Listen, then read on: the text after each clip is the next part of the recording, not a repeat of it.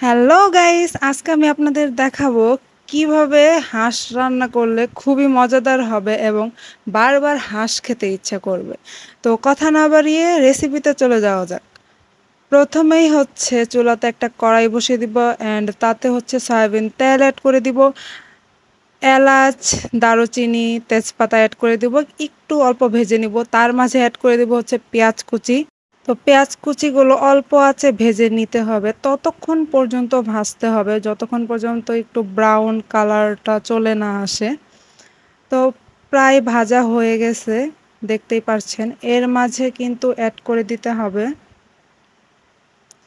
বাটা মশলা, আর এই বাটা মশলার মধ্যে হচ্ছে জিরা, পেঁয়াজ, রসুন, আদা আর একটু টেস্টের জন্য মরিচ, 2 পিস মরিচ হচ্ছে বেটে দিয়েছি আমি। এটা আপনারা স্কিপ করতে পারেন, চাইলে দিতে পারেন।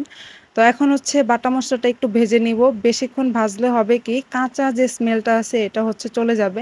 তো এর মাঝেই হচ্ছে অল্প পরিমাণে পানি অ্যাড করে দিব। এখন অ্যাড করে দিব হচ্ছে লবণ পরিমাণ মতো, এরপর হলুদ গুঁড়ো, ধনিয়া গুঁড়ো অ্যাড করব 1/2 টেবিল চামচ, আর মরিচ গুঁড়ো হচ্ছে 1 টেবিল চামচ পুরোপুরি অ্যাড করে দিব। এখন হচ্ছে মশলাগুলো একদম মিক্সড করে নিব একটু নেড়ে। মশলাটা হচ্ছে বেশিক্ষণ ভাজতে হবে, কারণ মশলা যদি ভালোভাবে ভাজা না হয় তাহলে কিন্তু আপনার রান্নাটা একদমই টেস্ট হবে না। মশলাটা ভাজা হয়ে গেলে উপরে তেল ভেসে উঠবে, তখনই বুঝতে পারবেন ভাজা হয়ে গিয়েছে। তো এ পর্যায়ে অ্যাড করে দিব হাঁসের মাংসগুলো, একদম ধুয়ে রেখেছিলাম। সাথে কয়েক পিস আলু দিয়ে দিব। এখন মাংসগুলো মশলার সাথে ভালোভাবে নাড়তে হবে যেন মিক্সড হয়ে যায় ভালোভাবে। তো বেশ কিছুক্ষণ হচ্ছে নাড়তে হবে।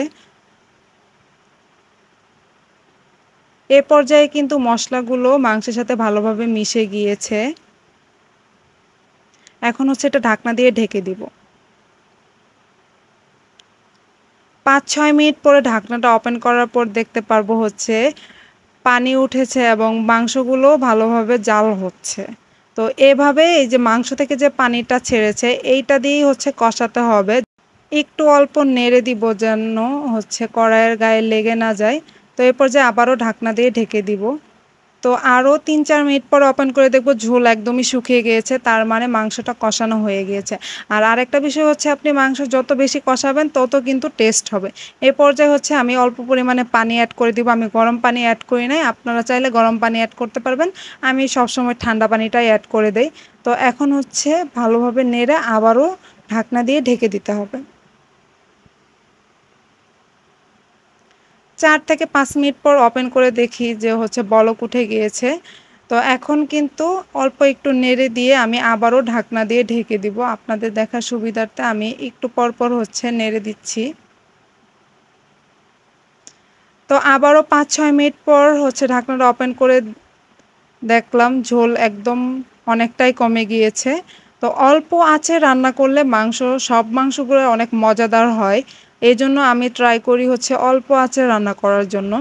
তো 5-6 মিনিট পর পর এভাবে ঢাকনা ওপেন করে হচ্ছে আপনি একটু মাংসগুলো হালকা নেড়ে দিবেন যাতে হচ্ছে কড়াইয়ের গায়ে লেগে না যায়। তো আমি আবারও ঢাকনা দিয়ে ঢেকে দিয়েছি। 5-6 মিনিট পর পর হচ্ছে ঢাকনা ওপেন করে আমি দেখছিলাম। তো এই পর্যায়ে কিন্তু ঝোল অনেকটাই কমে গিয়েছে। আমি একটু ঝোল ঝোল রাখবো, কারণ আমার ঝোল ঝোল খেতে একটু পছন্দ। এ পর্যায়ে হচ্ছে গরম মশলা অ্যাড করে দিব। আপনারা চাইলে ঝোলটা আরও কমিয়ে হচ্ছে মাখো মাখো করে নিতে পারবেন। যদি একদম মাখো মাখো করতে চান এটা আরও কিছুক্ষণ জাল দিতে হবে। তো গরম মশলা দেওয়ার পরে হচ্ছে আমি 3 থেকে 4 মিনিট আরও হচ্ছে জাল করি। এইটা আমার পার্সোনালি ভালো লাগে আর কি। তো আপনারা যদি ঝোলটা কমাতে চান আরও 5-6 মিনিট বেশি জাল করবেন। তো এই পর্যায়ে কিন্তু মাংস রান্না অলমোস্ট শেষ হয়ে গিয়েছে। এখন চুলার আঁচটা একদম বন্ধ করে দিব। একদম রেডি হয়ে গিয়েছে হাঁসের মাংস। ফুল প্রসেস মেনটেন করে আপনি রান্না করলে অবশ্যই মজাদার হবে। অবশ্যই রান্না করে কমেন্ট করে জানাবেন। আল্লাহ হাফেজ।